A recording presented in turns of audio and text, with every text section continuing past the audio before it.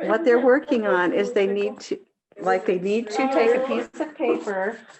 Let's see, I don't have one. And then you draw a self-portrait on it. And on the back of the paper, you write 5 attributes that make you a great tutor. So you'll just bring it in when you come in. You don't have to do it right now. All right, well, since we're here, we're finally started. We got the video going and everything. So let me go ahead and welcome you all to our first tutor training of the spring semester. I'm glad you're all here. I'm glad those of you that are watching online are able to watch it online yet. Welcome to a new semester. I think it's going to be a good one. Last semester was crazy. Everything was different than it's ever been before, but I think we really did a good job making our way through it. This semester, we're going to at least start off largely the same way we did last semester with everything. Hopefully, as we go through the semester, things will start to move back to normal as we get to the end of it. But we'll see. We'll deal with that all as it comes. And we'll do the best we can, just like we always do. But either way, no matter what happens, I think it's going to be a really good semester for us. So I'm really looking forward to it. Welcome once again, and then I'll turn things over now to Paula and Leanna and Kimberly to go ahead and get things going. I'll go prepare a snack for everybody, and then I'll come in and interrupt things and cause problems as I see fit. Okay.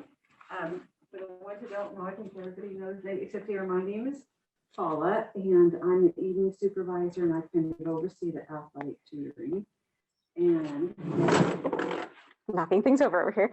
I'm Leanna Kuhn. I'm the writing paraprofessional who's here in the mornings. So if you have any questions, if you are having any difficulties with the online training, I try to help manage that. You can always come to me. If you want to take your tests just orally, come talk with me. If you want to work on scheduling, you can come talk with me.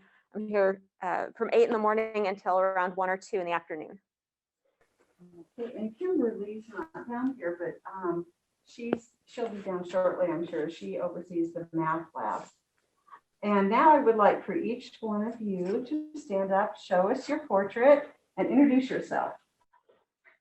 And tell us your 5 attributes why you're a great tutor. Jessica, let's start with you.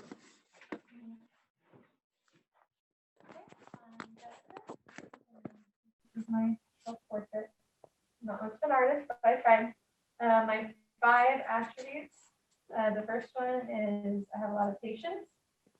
And my second one is knowledge, because I've done tutoring so much and I've had a lot of math, so my knowledge is pretty good. Flexibility, because as a tutor, you have to be flexible. If you find one way that's not working with helping a student, then you got to switch gears and try something else. Number 4 is empathy. So you have to find a lot of ways to relate to the student that you're tutoring and how to connect things with what they're studying. And then number 5, I put well-rounded, meaning I just have lots of different knowledge in either other subjects to relate math to, or different techniques. I think there was a time last semester I tutored Calc 1, general microbiology, and one other class, random class that someone's like, I need help, there's no tutor, and can you help me? So being able to have that background of lots of other classes that you're taking and whatnot kind of helps. Jasper, would you like to know? I'm a history artist, but I'm fond of my dragons, so I put one on there. I put that I'm an active listener. I try to maintain a positive attitude while tutoring. I give advice based on, a case-by-case kind of situational analysis. So I try not to end up ever sounding like a broken record. And I make sure I never do things instead of the tutor, because that's something we've been warned about a lot. And I don't hesitate to ask for help if I need it. Very good. Okay. So I I tried to draw myself and I kind of like, I overanalyzed it a little bit and I was like, no, that's not gonna look like me. So right now I just have a curved head. Okay. I'm flexible, obviously, tutors have to be able to do that. And, after playing sports and doing all that, I kind of have to figure out how to do that. I have an fluency for helping others. I've always been interested in helping people kind of get to a goal, or if they're in some type of situation, I like helping them have that. I sympathize with students I'm helping because I obviously have always needed help in the past, and so now that I'm in a position that I can, I kind of sympathize with that. I'm hardworking and determined. I'll stop at nothing to help people, and I'm very tolerant of others. I figure if I have issues and if I do certain things that people don't like, and if they're willing to put that aside, I'm willing to put aside whatever they agree. Very good, thank you. Okay, Tori? Used to be in the math lab. I did make myself cross-eyed. My 5 things are patience with others, punctuality, caring about students, attention to detail in others, and an open-mindedness to opinions and Okay. Yeah. I'm the first Karina. Something I wrote down is I'm very understanding and empathetic about the students' learning processes. I like to slow things down and take different steps or paths, and that's something I'm very proud of. I'm not afraid to admit that I'm wrong when I am wrong. Showing students that even tutors struggle and that we all need help and that is okay. I also think I'm very sweet and that I love to help people, whether that be in English or in Spanish, to the best of my ability.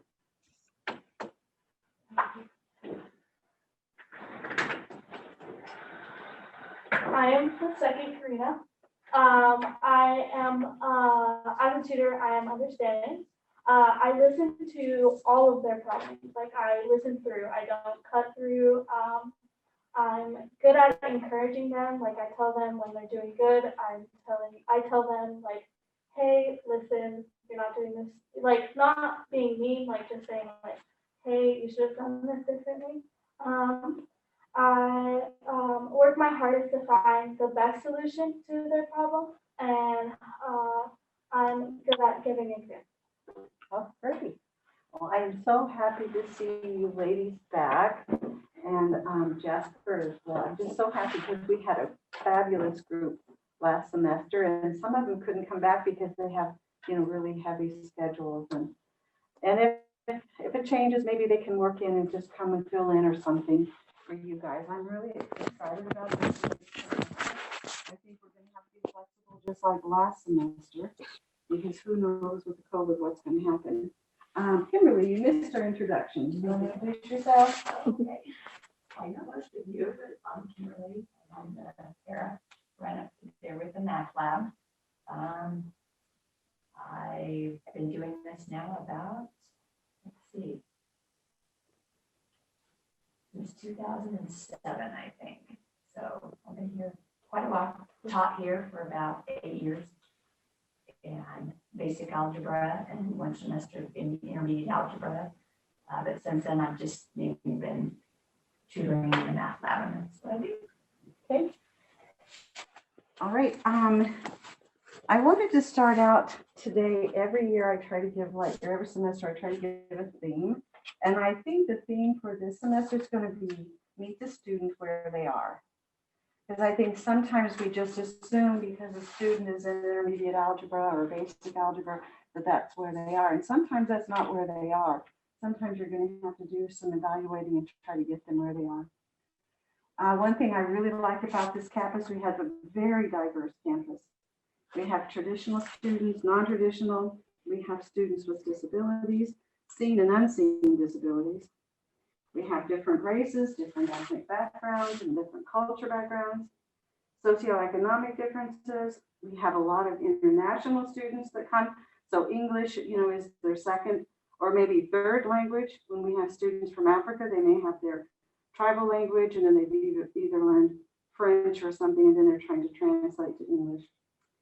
And another thing that I noticed, I was reading 2 books over the semester, and one of them was Teaching Men of Color in the Community College.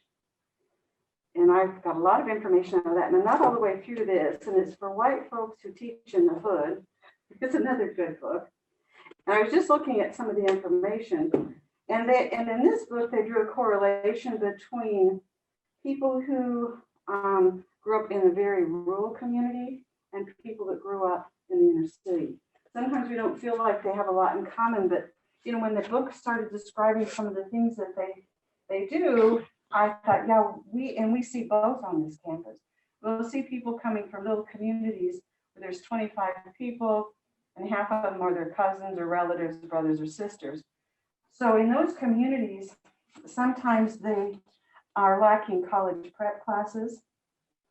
And a lot of times, just as in the hood, they're lacking qualified teachers, because a lot of teachers sometimes don't want to move out into the middle of nowhere where there's not very many stores or people. Especially in math and science, you'll see in some of the rural communities. I'm not every rural community, but I know of one community where the teachers were expected to teach classes and didn't have books. So, and I think that happens in the inner city as well.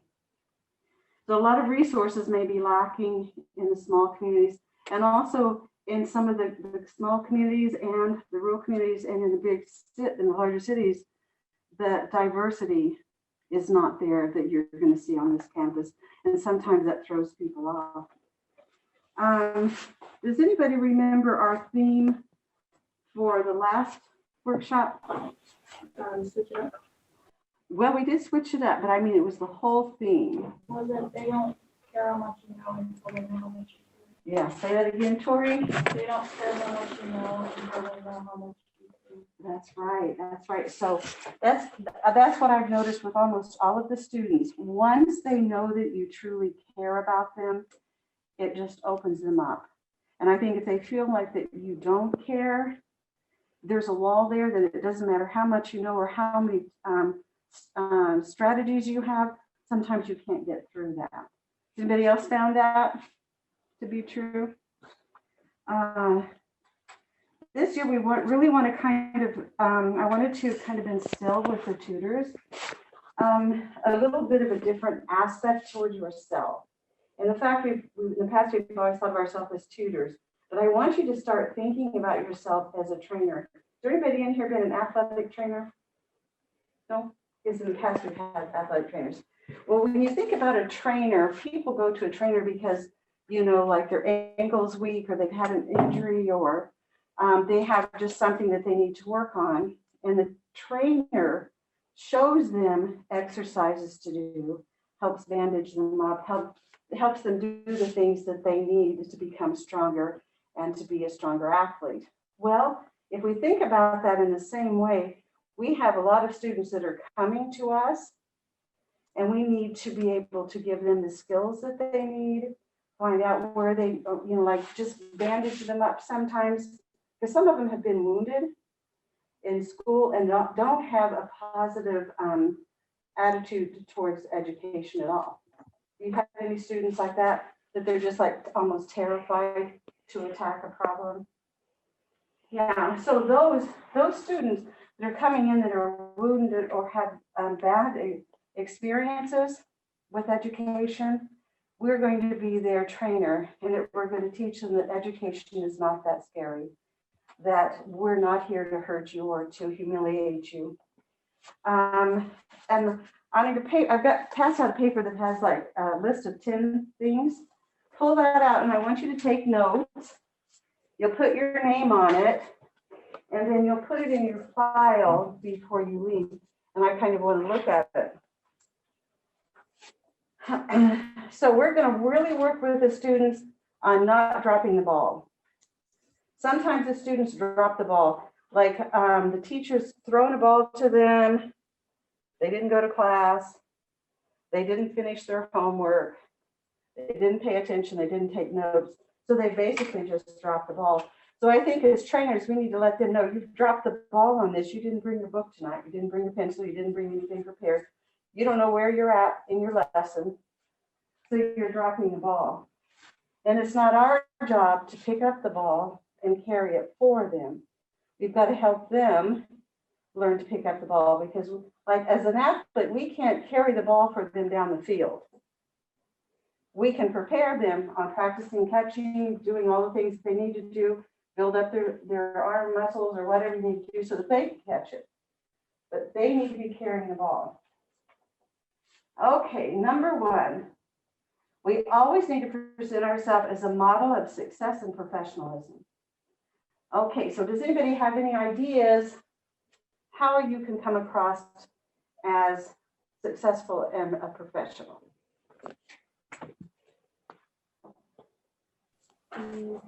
I think not showing the student that you know everything. I guess not being cocky about what you know and what you don't know. Yeah, or condescending maybe. Yes, I mean, you're a student as well. You have teachers and you go to class and you are also learning, they're also learning. So, I mean, you're in the same boat as them, you know. So I think we need to be professional enough to help them, but not be cocky about the fact that we're helping them. Be relatable. Very good. That's real important. Anybody else have anything that they want to say?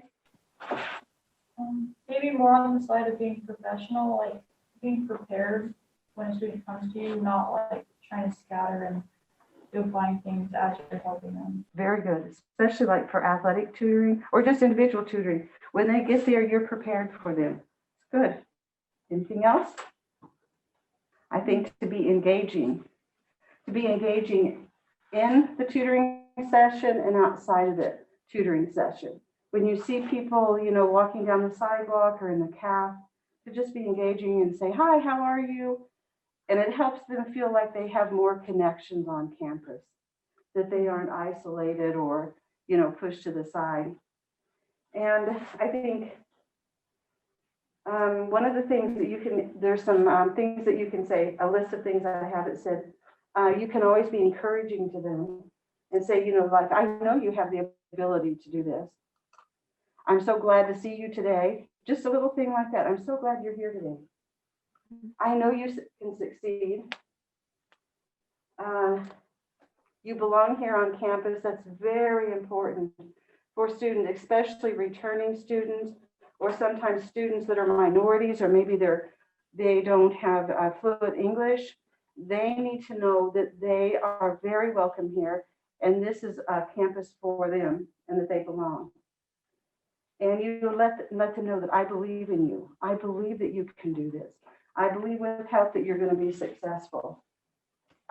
And in one of the books, can't remember for sure which one it was. I think it might have been this one. Said 50% of all males, didn't say color or anything, it said all males, 50% of them have never once been given any form of acknowledgement or validation on their campus. And it's so vital for young people, or for anybody, not just young people, to feel like that they're valuable on campus. Okay, we need to come, and we've gone over this, and we don't have any issues with it. Make sure that your dress, your hygiene, your language, and your interaction is professional. And this is one thing that I don't feel like is a problem, but when you're outside of the tutoring session, you need to conduct yourself professional as well, because I've watched tutors that didn't, and then it really affected their effectiveness when they come back and are trying to tutor someone. If you've acted very inappropriately in class or out of class in the dorm, and then you're wanting respect and you're wanting them not to be visualizing what you were doing outside of class.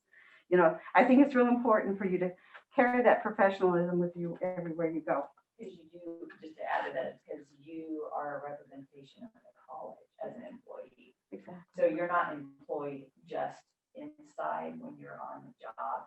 You are an employee of the college. Yes. So people will recognize you outside on campus as an employee, so you need to maintain that. You don't act that way just when you come in. Well, and the thing is, you're not a student aid. There's a big difference between a student aid, and you can tell by your pay, a student aid and a tutor. A student aid can, you know, just like work on their homework, maybe copy something if somebody needs something copied, run something somewhere, but you actually are employees of the college, not just a student aid.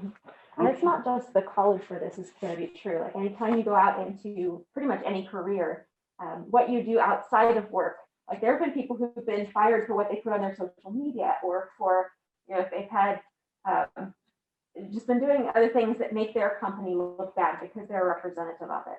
And so that's something to keep in mind, not just for when you're tutoring here, but this is something that's true for professionalism across the world. Yes, I was working at an organization one time, and one of the people that worked there, she got really kind of crossways with her boss, and so she aired it on social media. When she got to work the next day, they took her keys, she packed up her stuff, they deleted her computer, and she was on her way.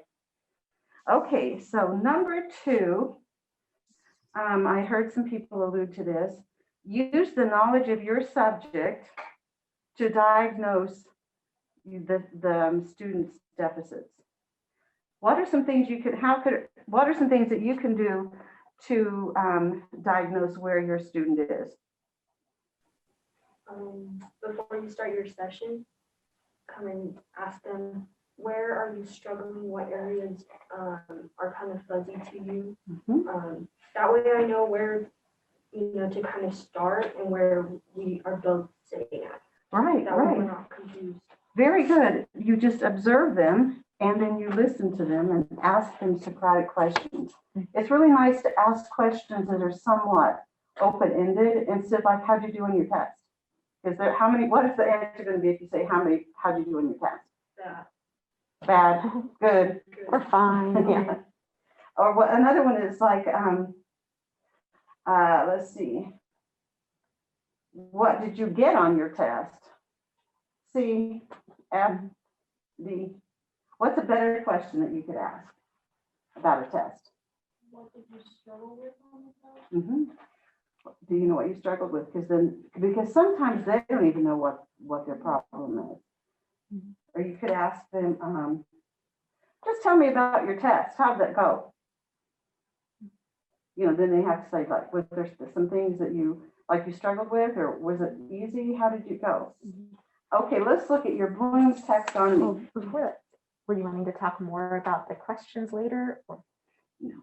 Oh, okay, because there were a few things I wanted to add to that. There are some, I think we really need to emphasize the diagnostic questions, especially at the beginning of the session, but also throughout the tutoring session. Because when you are working with somebody and you start spouting off, well, this is the rule and this is how it works, they may or may not know the vocabulary that you're using. So like if I'm tutoring somebody and I'm trying to explain why the comma goes here, I don't just jump in saying, well, this is because you have these 2 independent clauses or something like that. I say, well, do you know what a clause is? And if they say no, I might say, do you know what a subject is, or a subject and verb?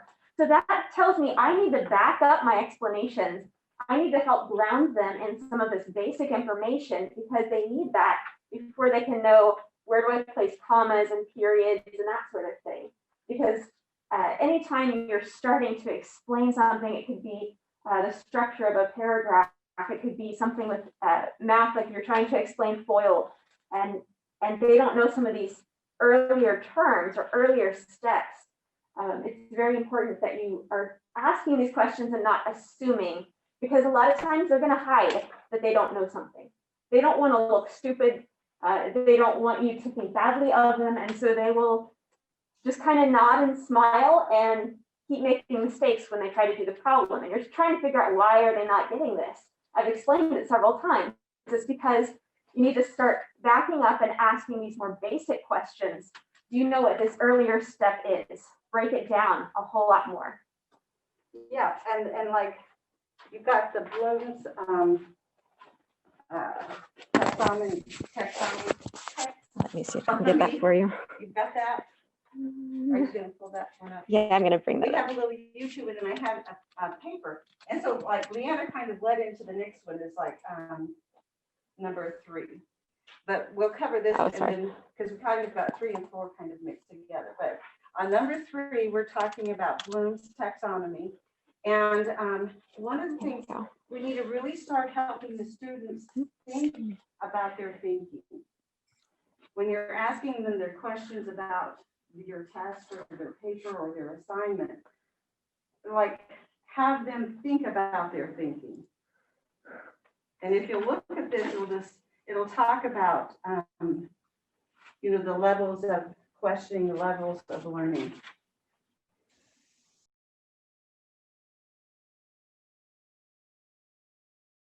Okay, was that pretty straightforward? Do you have any questions about it? You know, when I look at that, I think the reason why our country is in the state it is now is because we took a lot of critical thinking out of the school. I think years ago, you did critical thinking all the time. And then they kind of had all these test markers that they were trying to meet. So they took the critical thinking out and just had the kids learning facts. Learn your facts, learn your math facts, learn this. You just learn things and passed your test. And you didn't do a lot of the analytical thinking. You didn't take literature, you didn't analyze it, and you didn't break it down. And I think we started doing that maybe 3rd, 4th, 5th grade. And I think nowadays, and we had a chapter where we had to do every part of our literature through school, we had to do analytical thinking. And I think now they've kind of reserved a lot of that for either the gifted program or maybe for college level. And so we get college students where it's their first time that they've had to think analytically. They've always before just had to regurgitate information. And so they just tell me what to write. Just tell me what I need to put down here. Just tell me. And, you know, it's difficult to tutor somebody that hasn't had those gears turning yet. But once they do, they get excited and you can get excited as well. Okay, so let's see. Did you guys get number 3? Or where are we on your paper? No, 2 actually had blooms in it. But I think we got some of the questions and stuff here about how, you know, like Leanna was talking about the different questions, how to ask questions, help the student understand their own weaknesses. When they come in and you say, what's your problem? They're like, I don't really know. That's because they're not thinking, they're not processing. We need to guide them into being able to understand what their problem is. What do you not know? And you can go back and look at the syllabus. What is it you're having problems with on this paper? Oh, well, I guess I don't know how to do a thesis statement. Have them break it down. And if they're saying, I don't know, say, how can we find out? Do you know how we can find out? And then if they're not really even sure how to start working on this diagnostic, kind of show them, try to let them do as much as they are capable of doing, but do encourage them to supply the answers. It's really, really easy when they say, I don't know, to start doing the work for them. Put the ball back into their hands. Okay, another thing you can do is when they bring their papers in, help you like their tests or something that they've had graded, have them check and see if there's patterns here. Like what kind of questions are the ones that are stumping you? You know, like, oh, well, I do great on the true and false. I do great on multiple choice, but it's the essays that are tripping me up. You know, so have them do some evaluating of their tests. And also, I don't think it hurts when they tell you they're doing great. Let's say, well, let's just look at your grades. Let's look at your grades, because a lot of them, I'm great, I'm good. Well, let's pull up your grades. I had one boy tell me the whole semester that he was great in algebra. And at the end, I found out that he didn't pass it for the 3rd time. Like, you know, how could you be doing great and this is the 3rd time you haven't passed it? So one of the things when you're quizzing them, quiz them and then have them look at the percentage. Okay, I've done 20 questions. How many did I get right out of the 20? What's tripping me up? What the ones that I missed, is there a pattern here for the why I'm missing them? encourage accuracy and brainstorming on solutions that they can come up with that'll help them be more productive. Okay, now we're ready for number 4. Does anybody remember? Yes. So what was 3 then? Oh, 3 was just helping them assess. Helping them assess their weaknesses. Okay, and everybody has their keys, right? Does anybody remember what the keys are all about? The 3 keys, the 3 petitions, Right. they're called, I don't know. Okay, she remembers the 3 keys part. The keys for, Repetition. What is it? Mhm. Repetition. Repetition. leads to repetition and something else. Just a second. Sorry. They have to have 2 things. Okay, just a minute. Repetition plus. Right. Anybody remember? Jesse, you remember? Like getting the information. Mhm. Getting the information, that's the meaning of it. And then Repetition and Retrieval. retrieval. Going back, that's what I'm doing. This example right now, I was wanting you to retrieve this equation. So repetition, retrieval equals what? Retention. Very good. Okay, so I'm going to put you on this every Mhm. single 3 time. R's. And that's one of the things you can do. Have them retrieve it. Don't let them go back through their notes. Let them retrieve it. Put the ball in their hands. Let them do it. Okay. Let's see. Number 5. Help students evaluate where they are on the path of success. Okay, you can ask them, okay, what classes are you in right now? What classes are you going to need? So they have a good understanding. We've had students that have had a scholarship. One student came to me and said he had a scholarship to Texas A&M. He got there, he had taken Comp 2, but he hadn't taken Comp 1. He lost his scholarship and came back here and had to take Comp 1. So, that's not really our job or our responsibility. It's the advisors. But sometimes people, like slip through the cracks. So, if you're working with a student and he said, I'm in Comp 2, but I haven't had Comp 1 yet, that's a red flag. We need to get that addressed right away. And you guys are you're on the path, you kind of know where you're going. So use those same skills to help them know that what they need. Had kids graduated here or leave here, they hadn't graduated with absolutely no math classes. So if I'm working with somebody with writing and I realize they don't have any math classes, that needs to be addressed. We can't change it, but they can go back to their advisor and get it changed. Okay, number 6.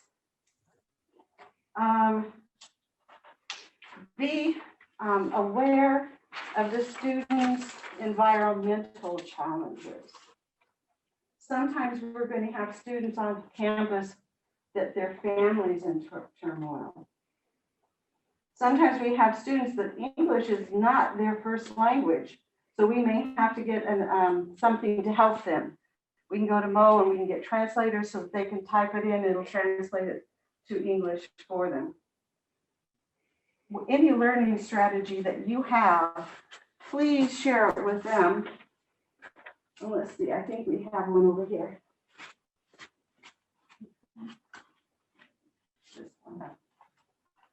I've got a list of learning strategies and we'll just go around and read them right quick. And let's see which ones we can figure out go to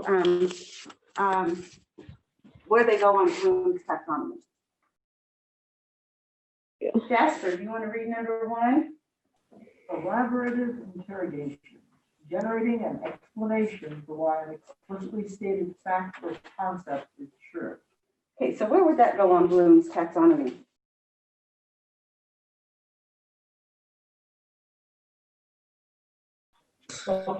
Explanation. Explaining how new information is related to known information or explaining steps taken during problem solving. Example, explaining each step of a math problem while solving. Okay, so where would that go? Under Bloom's taxonomy. Analyzing. Very good. Okay, Tori. summarization, writing summaries of various lengths of to be learned text. Where would that go? Is that B2 understanding? Mhm. All right. Karina with the K. Highlighting and underlining, marking potentially important portions of materials to be learned while reading. Analyzing? Yeah, kind of analyzing. But one of the things that they have found when it comes to highlighting, it's not one of the most effective. Because, you know, I work with students that have the whole page highlighted, you know. So, and so that's not one of the things, you know, I think it helps them, but we need to guide them and help them learn how to highlight, you know, so that they're, you know, getting the main points and not just the whole page. Okay, Karina with the C. Keyword mimicking, using The- keywords and mental imagery to associate verbal information. And it's called a mnemonic. Yeah, that's a weird spelling.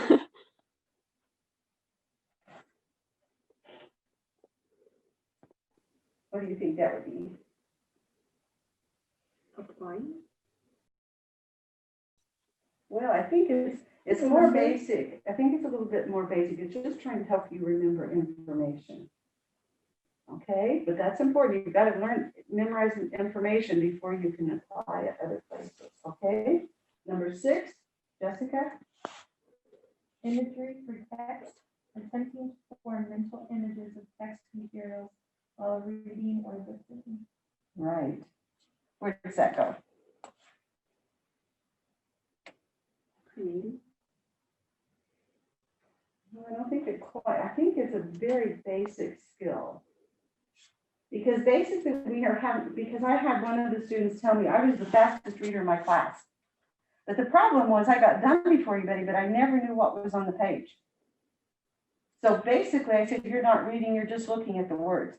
You can look at words really fast, but to make an image or a memory, again, like a movie, sometimes you have to break it down. So some kids, like, you're supposed to be reading and making a movie inside your head. It amazes me how many college students don't know that. You need to be able to see her running through the field towards her boyfriend, you know, under the lilac tree. You know, like, they need to be able to make images of that, because I think sometimes they're just used to going through looking for keywords that they're supposed to fill into their text or into their test. So, okay, number 7. Whose turn is it? Who hasn't done one yet? Everybody done one? Okay, we'll start over. Jessica? Rereading, restudying texts again after an initial reading. Okay. Where would that go? Still in one thing. I think so. I think if you're rereading, you're trying to analyze it and draw connections between the things that you know and the things that you know don't know. Maybe. And I think that's particularly important because, whoops, dropping the paper. When you read something the first time, sometimes the answer to an earlier question you kind of had in your brain comes out later on. So when you reread it, you're reading it with that new understanding. And sometimes that's when the light bulb goes off in your head. So it really helps to go through it twice, once when it's brand new information and once when it's already a little bit familiar, because then it clicks sometimes better the next time through. Okay, and number 8, this is where you guys come in a lot. Okay, let's see, who are we going to? Jasper, you want to do number 8? Practice tests. Testing or taking practice tests on to be learned material. Example, using flashcards. Yeah, what are you doing with that? What level is that? I guess that could be